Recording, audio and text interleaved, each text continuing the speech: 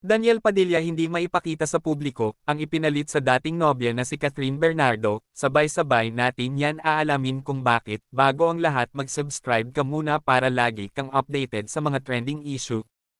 Yinanig ang Katniel fans nang mag-break up ang Katniel, at ngayon gustong-gusto malaman ng mga netizens kung sino nga ba ang kinabaliwan ni Daniel kaya tuluyan nang natapos ang relasyon nila ni Kat. Maraming nagsasabi na dapat proud si Daniel sa bago niya ngayong babae, dahil iniwan niya ang isang Catherine Bernardo, dapat mas stunning ang babaeng pinalit niya dito. Sa dami ng babaeng na nailing kay Daniel wala ang sino mang nanatiling ugnay sa aktor na nagpapatunay na ito nga ang ipinalit kay Kat. Ano nga ba ang totoo?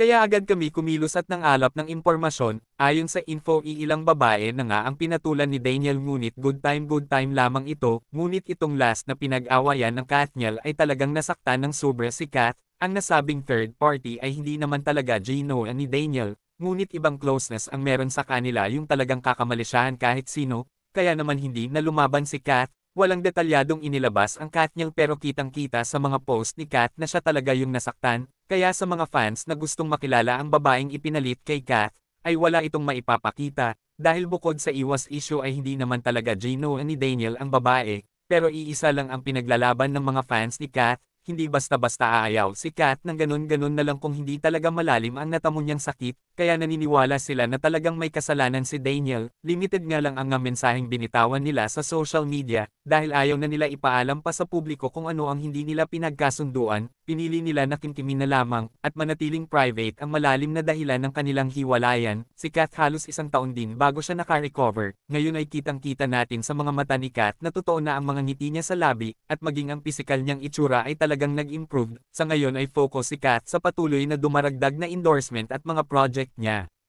At mas lalo dumagdag ang mga tagahanga niya. Kayo, anong masasabi niyo tungkol dito? Magkomento lamang sa comment section at huwag kakalimutan mag-subscribe. Maraming salamat.